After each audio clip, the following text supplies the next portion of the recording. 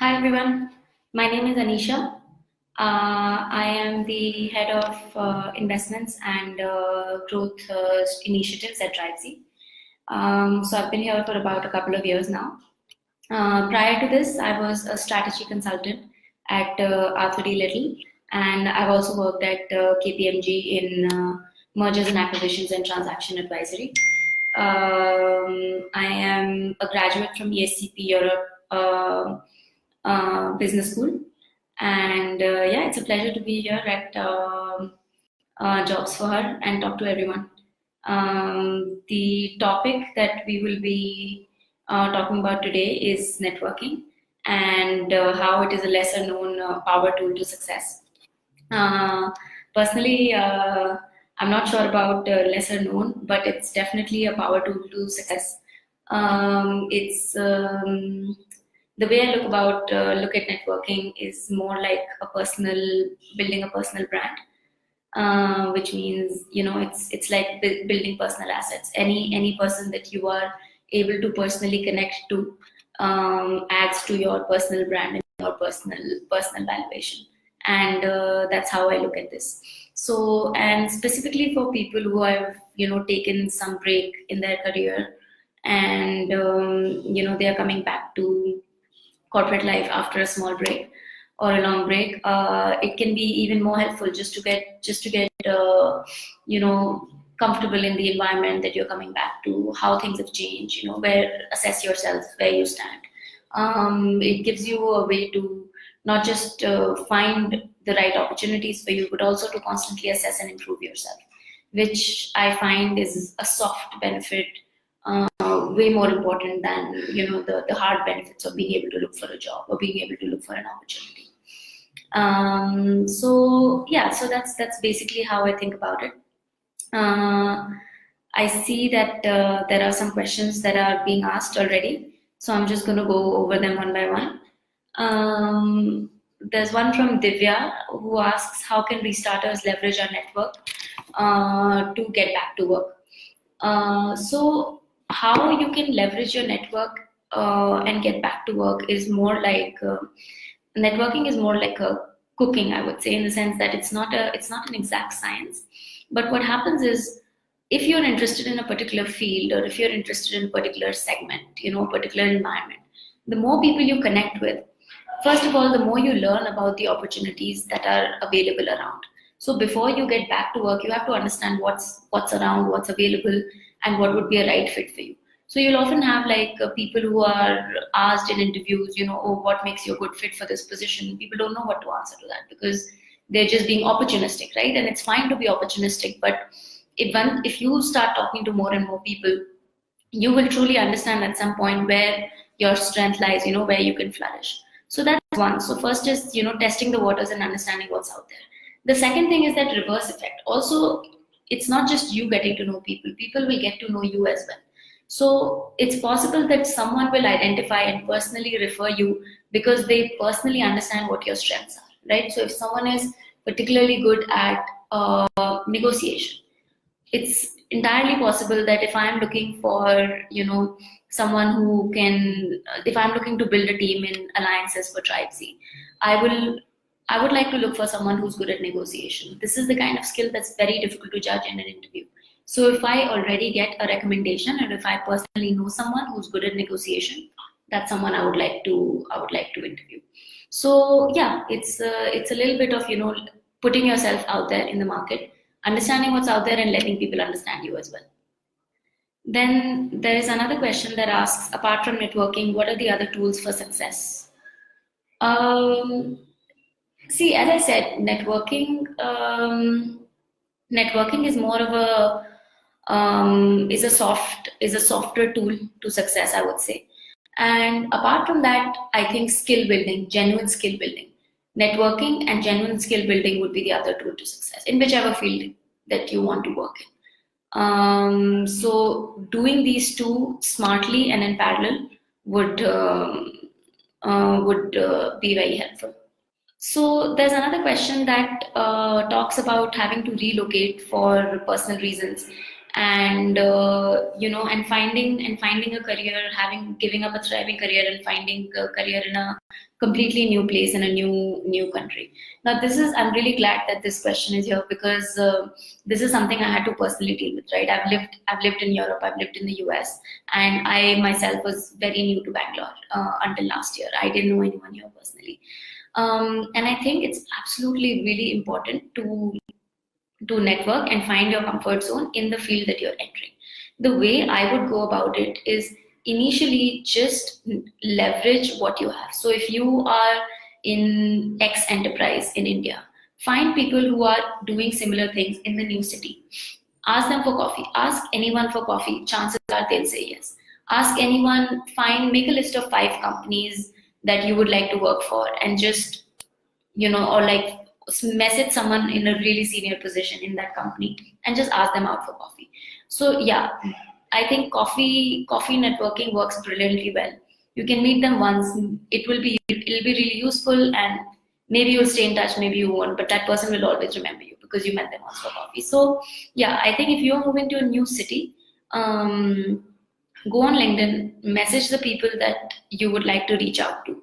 Say that you are new in the city, you were doing this before, you are looking for a fresh start, and just ask them for a coffee. I think that's the best way to go about it. Another thing that I did was, because I was in the VC world, I bought some of the premium subscriptions to the likes of Crunchbase, etc. So if you have a platform that particularly focuses on the field that you are in, I would say try and discover the right people through that platform and get to meet them. So yeah, don't put too much pressure on networking. I would say look at it as the reward. Don't look at it as an immediate reward. The reward may happen, may not happen. Maybe it's just a nice coffee conversation and nothing comes out of it. But go for these coffee conversations. Do that. Make it a point. Meet new people. Maybe you'll make friends. Maybe you'll build a good network. But it'll definitely help. Now there's another question about avoiding misunderstandings among their networks. I would say keep it professional. Unless you've established a level of trust where you know that you've crossed that line from being a professional acquaintance or even an acquaintance to being genuinely friends, I would say keep it professional. That's it. As long as you keep it professional, I don't see any downside of over networking, so to speak, or I don't see any downside of anything. Be genuine. People always like that. Be genuine. Say exactly what you are looking for. Say that there's no major agenda, or this is all I want is a coffee to understand the markets. Be completely genuine and stay professional. That would be my recommendation. Can one survive without networking, as sometimes it's just not possible to build a network and reach out to everyone? You don't have to reach out to everyone, but I think in the long term, human capital matters, right? Human capital absolutely matters, because that gives you credibility as a person. You could grow, of course, without making any external efforts to network. So you don't have to, be out there. If you're comfortable, enough people around, you don't have to be out there seeking coffee dates. But I would say build long-term relationships with your colleagues. That is important. If you don't do that, that will deter your future career path. So yes, maybe you can, if you don't have the time, that's completely understandable. You don't make that extra effort. But when you meet a colleague, or when you meet someone that is interesting, that's an interesting person that is in your field, build long-lasting professional relationships. So there are a lot of questions about how important is social media. What are the tools can you use? How can you find people? What to do if they're unsocial? If you're unsocial, I would say, okay. So to give you guys an example, my current job at Drivezy, I literally found it by making a list of companies. I was not even in Bangalore. I had only visited Bangalore one time before. I made a list of the companies that I thought were truly innovative, at startup that were truly innovative at the time, and were about like starting off but not too small, because that was the sweet spot that I wanted to be in. And I simply messaged the co-founders of those 5 companies on LinkedIn. I got chatting with them. All five of them replied, by the way. All five of them replied. Some of them said that okay, some of them gave me a time to meet, etc. And this is the one that worked out. What I'm trying to say is if you genuinely reach out to someone, even without an agenda or with an agenda, if you are genuine, people will reply to you.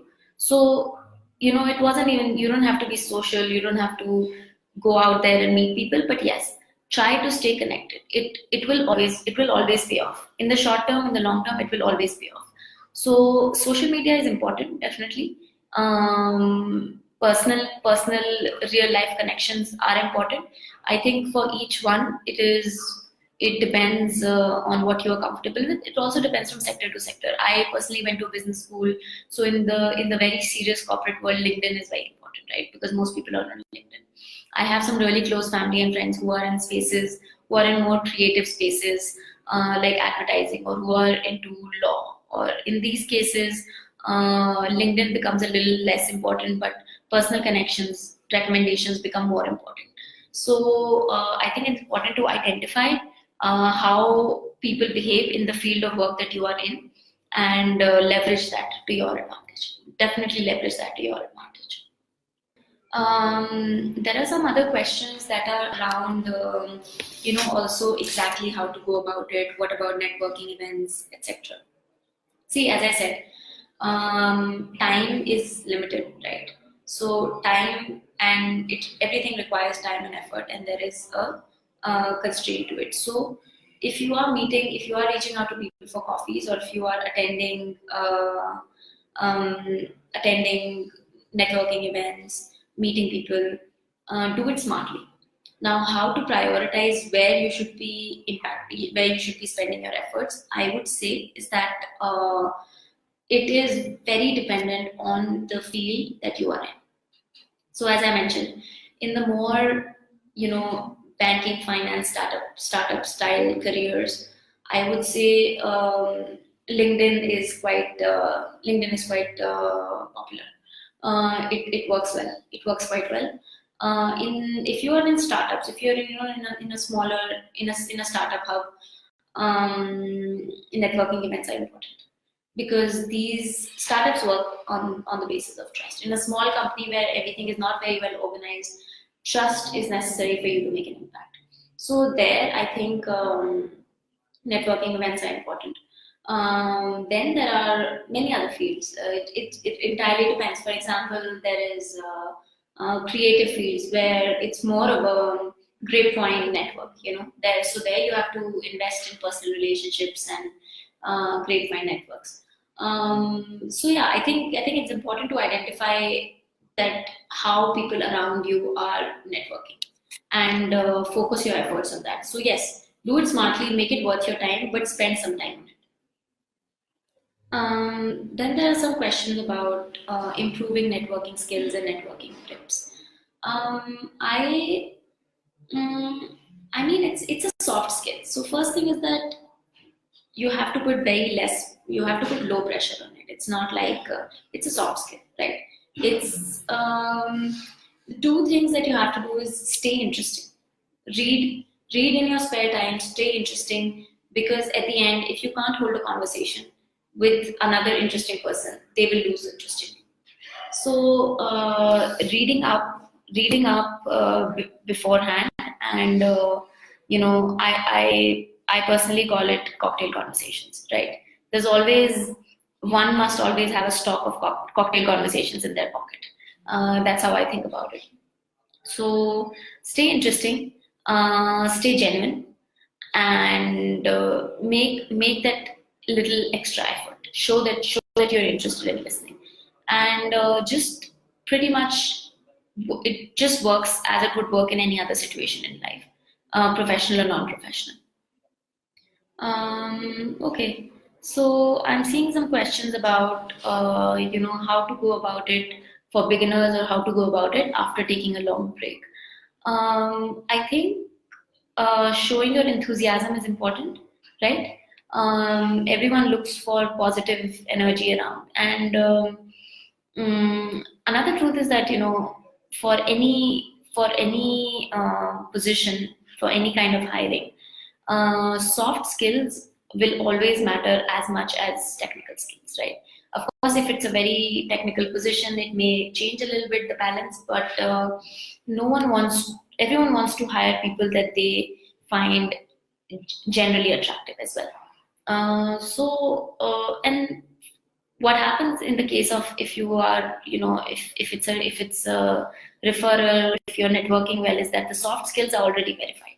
So you already have that edge against the other applicants, where the employer knows that, okay, I trust this lady's soft skills. What I have to check is if it's a good fit, if the technical skills match, all of this match.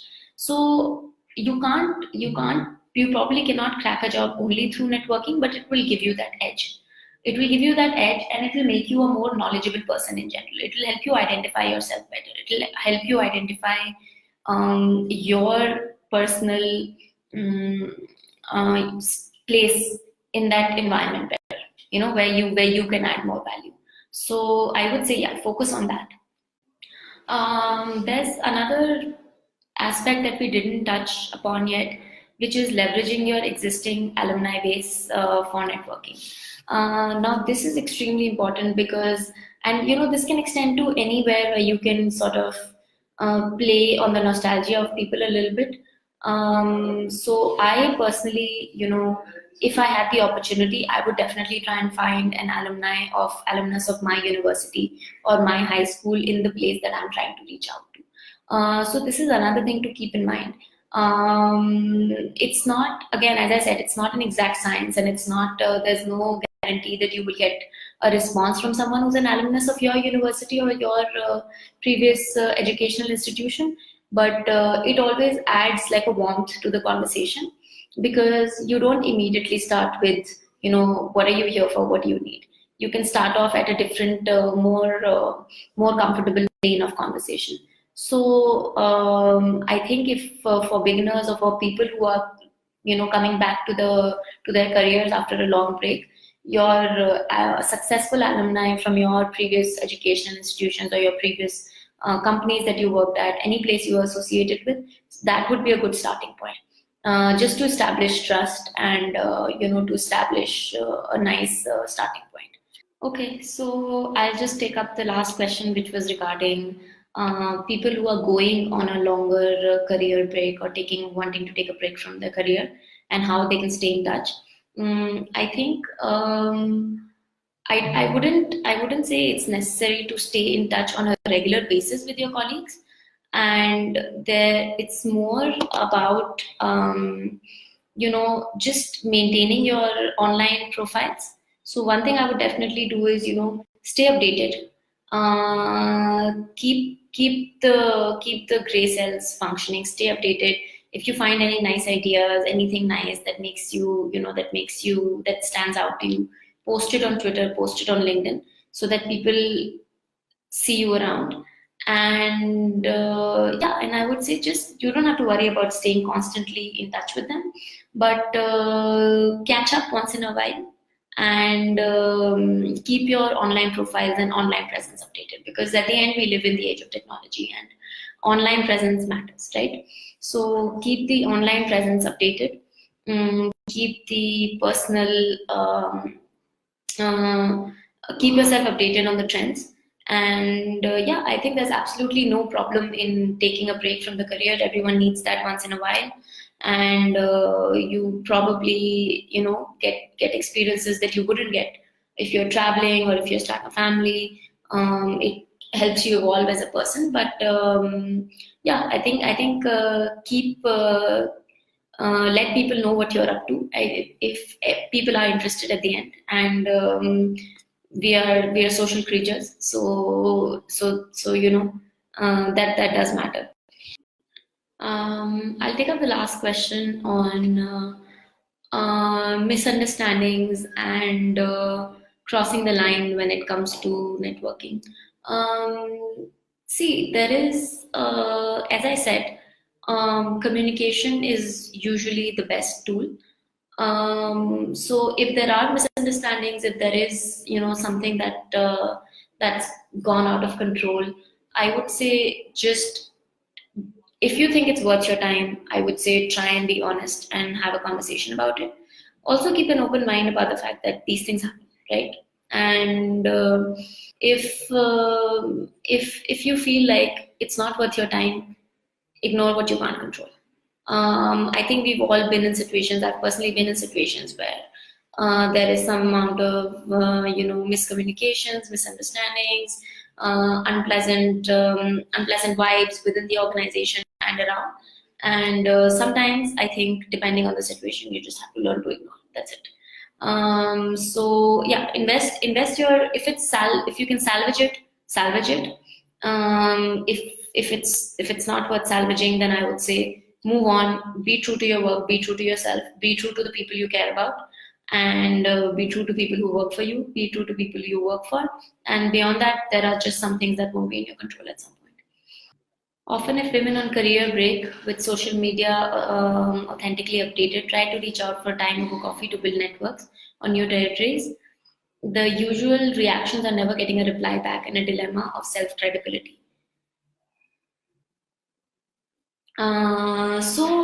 So now, how do you get a person to agree for that first coffee, right? Usually, when people reach out to me, my first thing is that they should mention the intent, right? So if you want to reach out to me for a coffee, just to understand what I do because you're looking for a similar career path, then say that, right?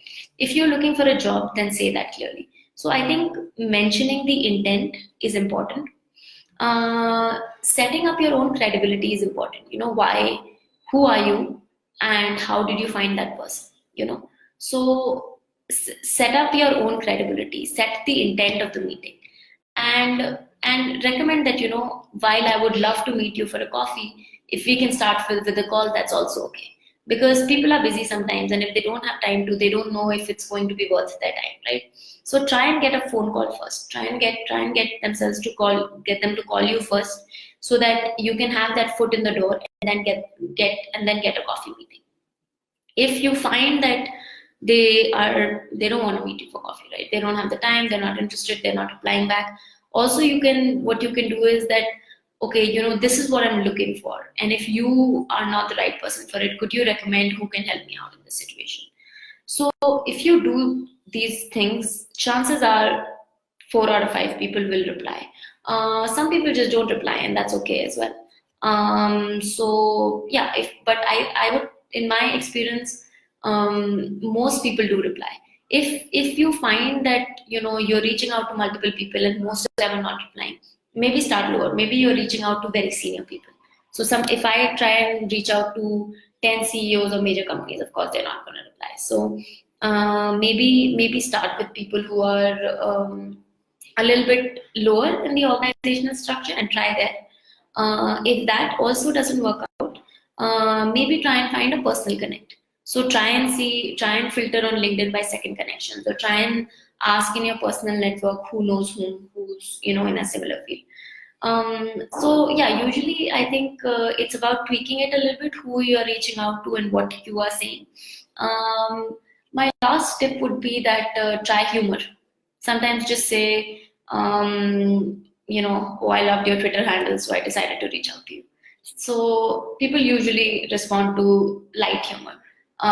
So I would try that as well. I think we're out of time, guys. I hope I was able to help and answer your questions. If you would like to reach out to me, please find me on LinkedIn as Anisha Goel, and happy to help anytime. You can also send me an email at anisha.goel18@gmail.com. That's anisha.goel18@gmail.com. Thank you very much.